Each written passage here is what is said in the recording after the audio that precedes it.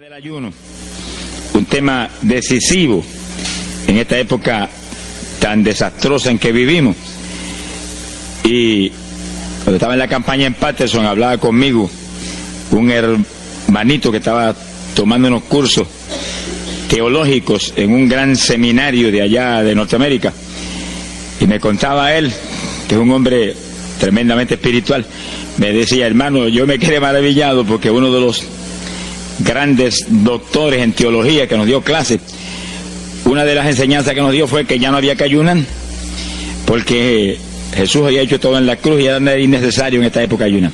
Yo dije, bueno, con maestros como eso, me imagino que los discípulos saldrán a hundir más la pobre humanidad de lo que está. Esa es la teología moderna. Ahora vamos a ver lo que dice la Biblia, porque no es cuestión de teología ni de hombre, es cuestión de la palabra de Dios. Nosotros estamos ceñidos a la palabra, aquí está la verdad, esto no cambia, aquí no hay señales de variación ni sombras de doblez de ninguna clase, esto es una verdad total. Y el que no se ciña por la Biblia perece, porque la vida está en la palabra. Bendito sea el Señor. Vamos a abrir la Biblia en Mateo capítulo 9, verso 15. Mateo 9, 15. Ahí vamos a ver al mejor teólogo que jamás ha existido, el Señor Jesucristo. ¿Qué dijo él sobre este asunto? Y lo que él dijo está en pie. Fíjense que lo que el Señor habló ahí viene de la pregunta que le hicieron los discípulos de Juan el Bautista. ¿Por qué nosotros y los fariseos ayunamos muchas veces? Tus discípulos no ayunan, comiendo al por mayor, Juan y Pedro y los demás atrás del Señor. El Señor explicó, dijo: ¿pueden los que están de bodas tener luto entre tanto que el esposo está con ellos? Fíjense cómo el Señor se refirió al ayuno como un periodo de luto. Cualquiera de ustedes entiende eso, es un término tan común, que periodo de luto es un periodo en el cual hay tristeza y las personas se privan de hacer cuantas cosas porque están muy tristes porque murió tal o cual persona, están de luto. Pero en el ayuno estamos de luto porque está muerta la mayor parte de la humanidad, y estamos de luto, pero no un luto de ropaje, sino un luto de acción para que resuciten de entre los muertos. Sea bendito el Señor Jesucristo. Quiere decir que hay algo, actividades que pueden resucitar la humanidad que está muerta espiritualmente por causa de su pecado. Y el Señor dice, pero los que están de boda, eso no pueden tener luto, eso están gozándose, porque el esposo está ahí con ellos, y hay fiesta porque el esposo va a tener una gran victoria al casarse con una ayuda idónea. Alabado sea Dios. Dijo, pero vendrán días cuando el esposo será quitado de ellos, y entonces ayunarán. Y agárrese martillazo y absórbalo. Se ha glorificado el nombre de Dios. Y sonríase que el Señor le ama. Es una orden del general de este ejército. Ayunarán en cuanto yo sea quitado. Ahí no hay teología que eche eso a un lado, ni ningún impío que venga con ninguna clase de alternativa. No, es que ayunaríamos. Si le gusta o no le gusta, ese no es el problema. Usted está llamado a ayunar. Alábelo, que el Señor le ama, no se ponga triste. Y en el ayuno es un periodo de luto. Entramos en un periodo de privación, de tristeza, porque hay muerte. Pero muerte espiritual en la humanidad. Algunos familiares nuestros, otros amigos nuestros, otros vecinos nuestros, gente que amamos, muertos. Y no queremos que sigan muertos, porque si siguen muertos, la condenación les aguarda. Queremos que resuciten a tiempo. Y gloria a Dios que hay un resucitador que vino eso mismo, a dar vida a los que andan muertos en el pecado. Y el ayuno es un periodo de tristeza en el cual logramos la resurrección de los que mueren y andan muertos por causa del pecado. Veremos en detalle sobre ese punto tan importante más luego. Pero aquí lo más importante es que cuando el esposo fuera quitado, ayunaríamos. Y fíjense que hay un punto muy interesante. Aquí esa orden quedó metida en el corazón de los discípulos.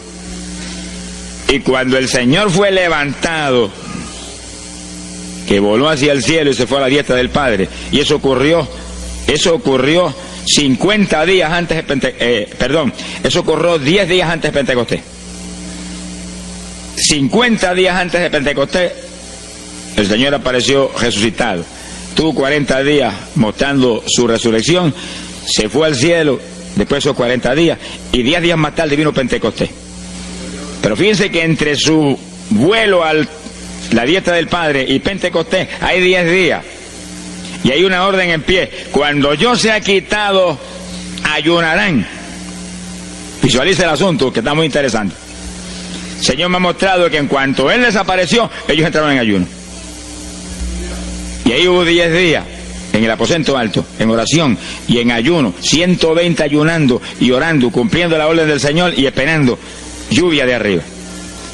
Y en los 10 días cayó Pentecostés y nació la iglesia. La primera iglesia en Jerusalén, no fue en Roma. Sonríase, que el Señor le ama, los embusteros no están ajenos a los cielos.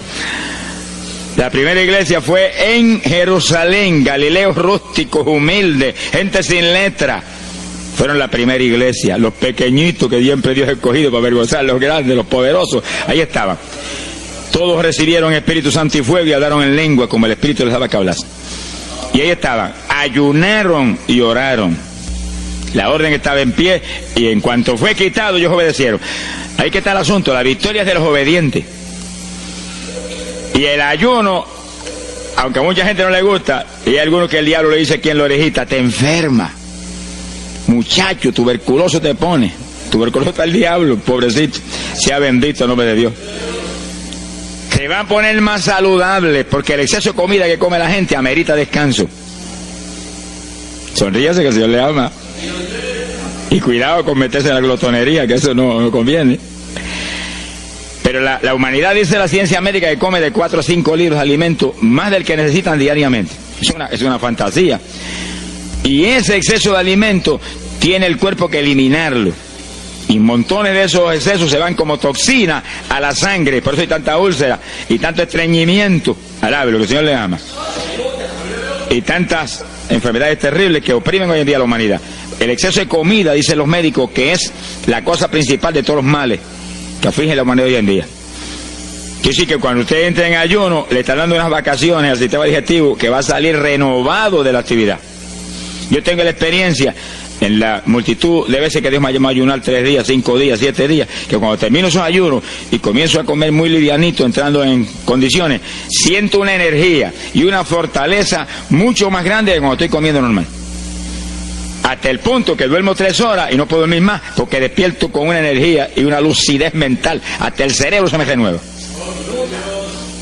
Quiere decir que, como dicen algunos científicos, que tienen razón, que el comer mucho embrutece, dicen.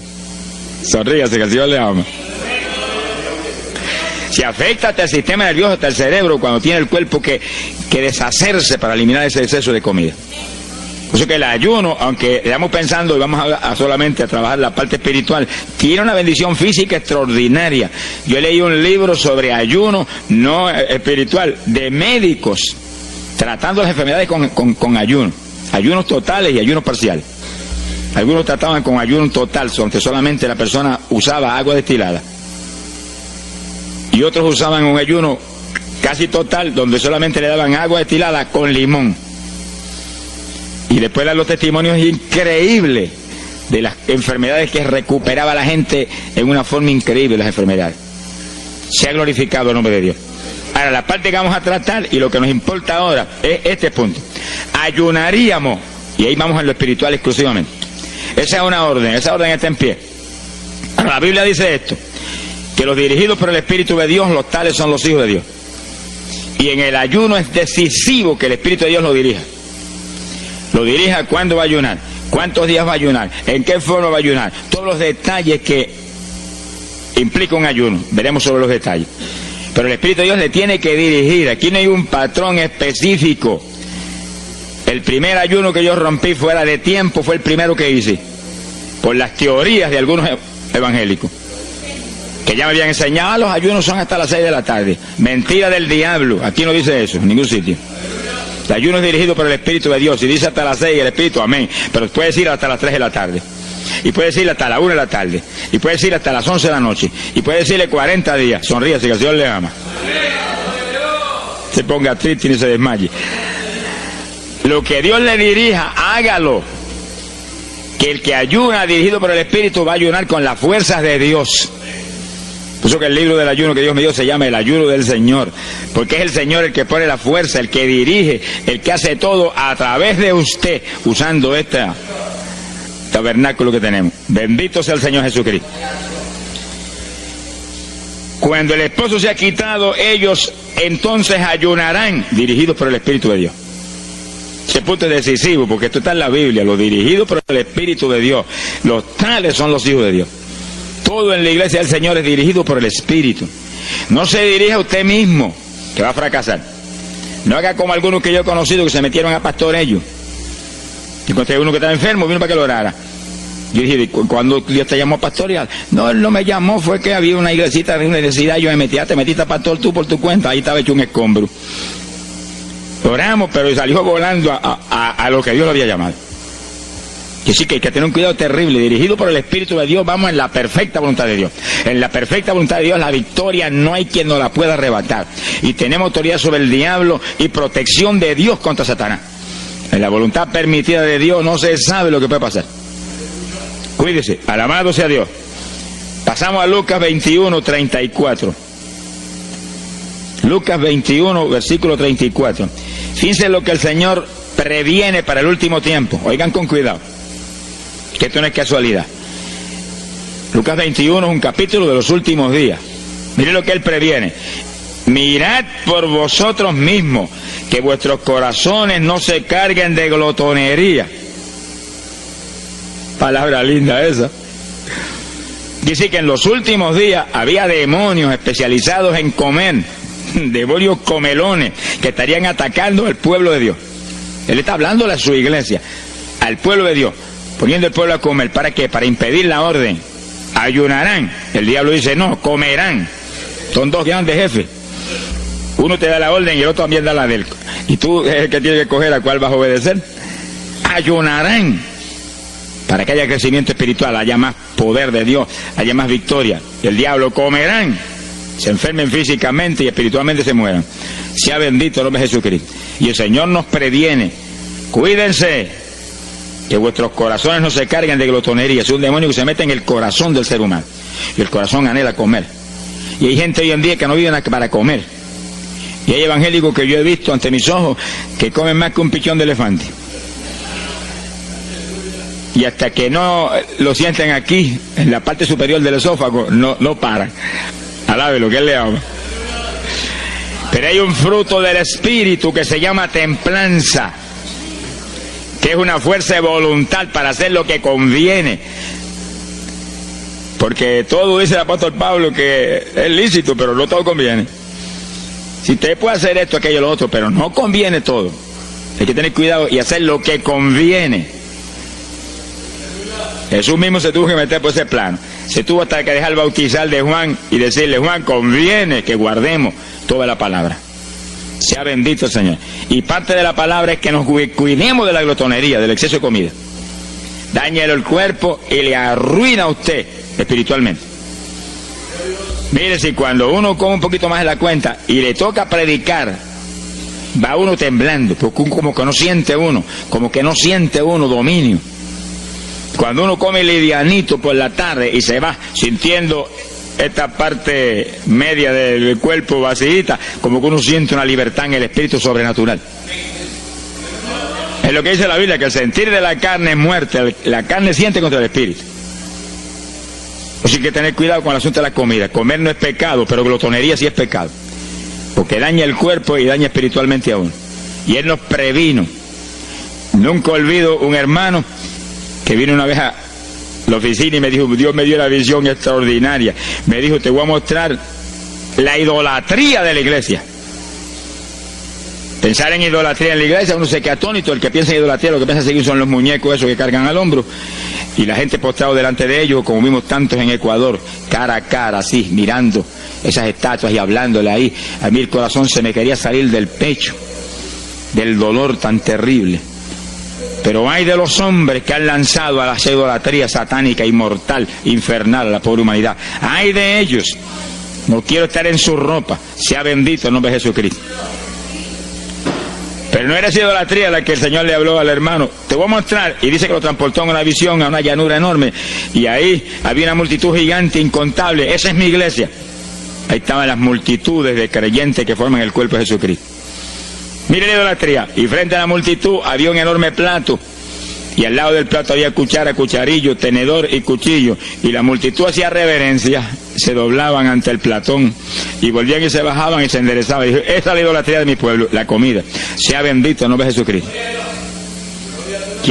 Mire, se puede perder el culto de la iglesia, pero la comida no se la pierde por nada. Sonríase, que el Señor le ama. Y sí que hay que cuidarnos de esas cuestioncitas, porque el que es creyente de verdad ha nacido de nuevo. Y el que ha nacido de nuevo dice que se niega a sí mismo. ¿Alguno quiere venir en pos de mí? Niéguese a sí mismo, cargue su cruz diariamente y sígame. Ese es el Evangelio. Pasamos a Marcos capítulo 9, verso 29. Marcos 9, 29. Ese es el pasaje, antes de tomar ese versículo específico, donde el niño epiléptico apareció en escena. Los discípulos no pudieron echar fuera el demonio. Jesús vino y lo echó fuera. Cuando vinieron a la casa, los discípulos veían muy inquietos. Dice que habían fallado en un punto, echar fuera un demonio, pero no estaban conformes. El problema no es que usted falle, cualquiera puede fallar. El problema es el conformismo, que usted se conforme con la falla.